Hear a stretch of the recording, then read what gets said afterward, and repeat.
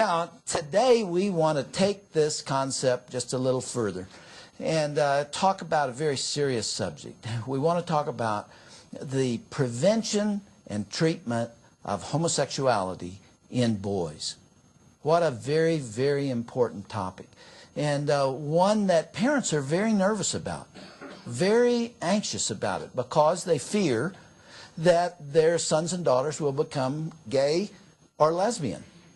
And why wouldn't they fear it? Because suddenly those images are everywhere, and very carefully programmed images are presented throughout the culture and done for a purpose. If you watch the sitcoms, you will find that there is an obligatory homosexual character in every one of those programs. And they're presented in a very sympathetic role. They're always in a very respectful role.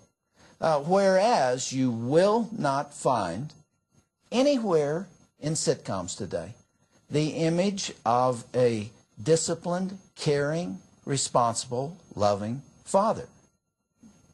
They don't exist, and certainly not one who's committed to his wife and children.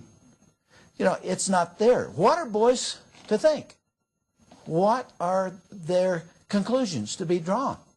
There are no role models. There are absolutely no role models. And then you take the fact that many boys don't have fathers, and they've never seen how a man is supposed to act. And so they're sitting ducks for this propaganda that's out there, and it's all around. It's not only sitcoms, it's in the movies, you know, out of Hollywood. The most beautiful people imaginable are known to be gay, and it's become not only an acceptable thing for kids to think about, but it's almost attractive to them. And it has a great influence on them. And now, of course, it's in the schools. Folks, I do have to tell you there's some things that bother me a lot, and I'm about to mention one at the very top of the list. Anybody here from California? Quite a few. You do realize, of course, that the state legislature in California has mandated that homosexuality, in a very positive way, the same thing I was just talking about, is presented through the curriculum K-12. Do you understand that? That is the most offensive and egregious thing I can think of. Can you imagine 20, 25, 5-year-olds sitting in a circle on the floor with their little hands folded in their laps while their teacher talks to them about adult perverse sexuality? Have we gone completely mad? You know what a stem cell is? A stem cell is a cell, in this case a human cell, that's not differentiated. It can go any direction depending on what environment it's in. If it is ultimately located in the brain, it becomes neural tissue. If it's located someplace else, it becomes bone, or it becomes saliva, or it becomes an eye. A stem cell has the ability to be whatever it is surrounded by in its environment. You get the connection here? Children are the stem cells of culture. If you can capture and hold the minds of young children and then provide the right environment for them, you can grow them into almost anything you want. So I saw a video the other day of children in Afghanistan. They're teaching those little children to be hateful and to kill when they're 6, 7, 8 years of age. Well, they grow up to have terrorist attitudes because they are stem cells. They're malleable. You can do with them what you want. That's why there is such a struggle for the control of the hearts and minds of kids today, because those who want to change the culture know that it's fairly simple to do. You simply get control of what you teach children, what they are led to believe, the rationale that they're given, the ridicule for those who don't fit in and don't see it that way. And that's what's occurring, not only in California now, but in other places. The National Education Association came to California for their annual convention. And one of their proposals, very quietly, was to recommend to all school districts across the country that homosexuality not only be taught kindergarten through grade 12, but in every class, every subject, so that you take the subject of math, you take the subject of language arts, and you take all these things and run with it, and everything eventually goes to homosexuality. What they're doing is training the stem cells. And we're going to have the consequence of that if parents don't understand what's happening. In fact, folks, I don't understand. You all are Californians. I don't want to insult anybody, but I don't understand why you hold still for that. I mean, those are your kids. That don't belong to the state or the state legislature. They're your kids. And you should be able to speak out against it. And you should be able to go to the polls and make sure that some other people with different values are representing your interest with regard to children. The focus here is on children. That's what we're talking about. Our subject today is not homosexuality in the adult world. My concern is with homosexuality and children and what we need to do to protect them and what the symptoms are when we see something going wrong. To the contrary, again, there are highly sophisticated materials that are out there to train teachers in how to open them to homosexuality. Now I'm going to show you a video explaining to teachers how to teach children about this subject. I teach creative movement to the 1st and 2nd grade, and I was an after-school teacher. And this is a soccer ball. How many of you have ever kicked a soccer ball or played the game of soccer? Come on over on that bench. I bet you guys have. All right, there you go. You guys are included too. Imagine if every time I went to play soccer, I had to hide my right shin.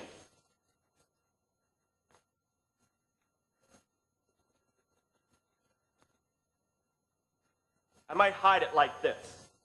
And then I try to play soccer.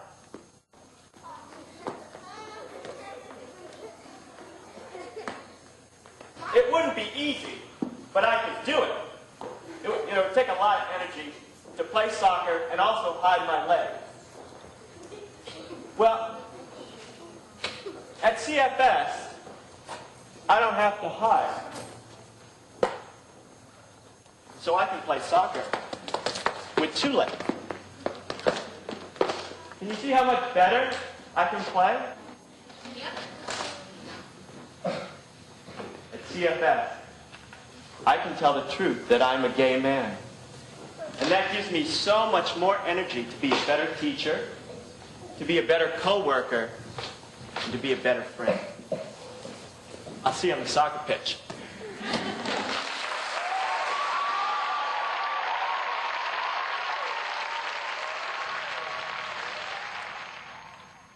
Okay, you hear the passion? You see where they're trying to take those kids? When the man with the soccer ball leaned over and put something on his leg, did you see him do that? That was the pink triangle, the symbol of homosexuality. And I don't have time to show you other aspects of it, but there was an interchange with the kids where they asked them, what is a family? What does this mean? And began to move them from the traditional family to other images. Now, here is a Xerox of a book that's now being used in California called Jesse's Dream Skirt. Okay, let me just read you a little bit of it. There are and were and always will be boys who wear dresses and skirts and things that whirl, twirl, flow, and glow. One boy named Jesse liked wrapping himself in sheets to make free-flowing dresses. And he goes on to describe how this is his great desire is to dress like a girl. And then we come on over and we talk about the fact that these boys are made fun of when they do this. And in fact, even their parents don't like it. And it says here, yeah, said John, boys can't wear skirts. Why not, Sarah said, starting to get mad. Because that's what my daddy told me. Then Mike spoke up. One day my sister and me try on our old dresses and hats. It was a lot of fun. But then my father came in. When he saw us, he got really mad and yelled at me. Take off that dress. I don't want my son to be a sissy. So I took off the dress. But I don't know. I still don't see what's wrong with it. After the story, Bruce took a piece of cloth from a box and wrapped it like a loose skirt around his waist, and then it goes on from there. You can see the manipulative aspect of this. Now, part of this agenda, because that's what it is, has been to teach us that homosexuality is genetic. And the media has worked really hard to convince us of that, and it started about 1990. Here are magazines from that era. Here's Newsweek, The Future of Gay America, and then it gets more specific. This is 1992, February 24th. Is this child gay, born or bred? The origins of homosexuality.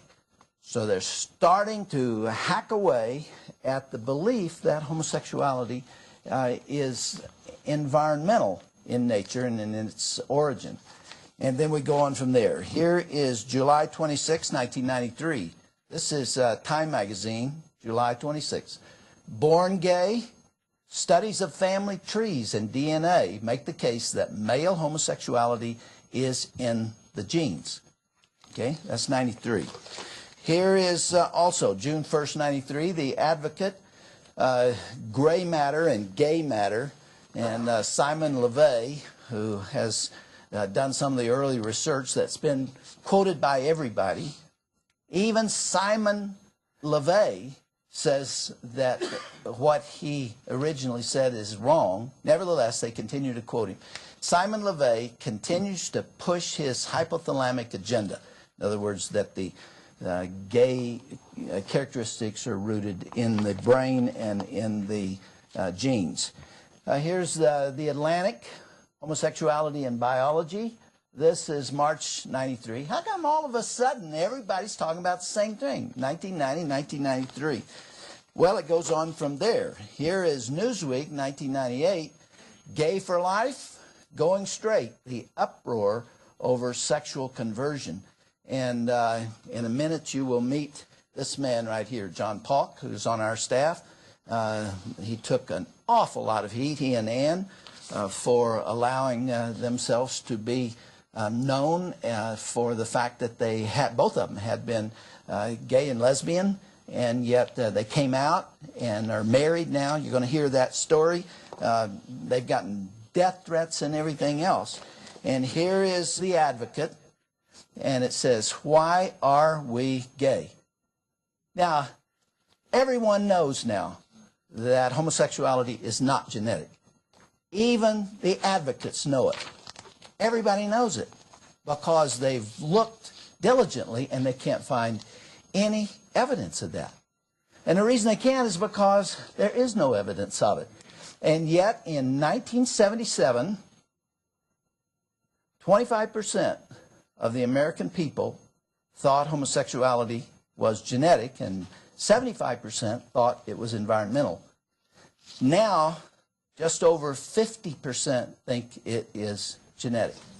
They've done their work. It doesn't matter. Even to themselves and to the press and everybody else, they now are willing to admit there is no evidence of homosexuality being genetic. But it doesn't matter, because the damage has been done. The American people have been told this, and they have believed it, and that is influencing policy. Now, why was there such an effort to say that black is white and green is brown and that everything that looks one way is actually another? Why did they work so hard on that?